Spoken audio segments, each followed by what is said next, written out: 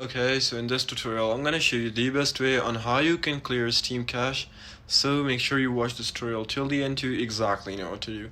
It's very easy and simple. First up, you need to open up Steam, and right over here, what you need to do is just press on Steam on the corner, and you'll see an option of settings. You just need to press on that.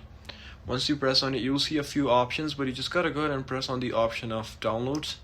And right over here, you just gotta scroll down until you basically see the option of clear download cache. Just simply go ahead and press on clear cache, and it will ask for confirmation that this will clear your local download and restart Steam. So you'll need to log in. So if you don't remember your password or anything like that, just make sure to confirm your passwords and everything, and after that just press confirm, and it's just gonna shut down Steam and it's just gonna restart it. Now that way your cache has been cleared, and here you go. So yeah, this is it for this tutorial. I hope it actually helped you out. I'll see you soon in the next one. Until then, goodbye and see ya.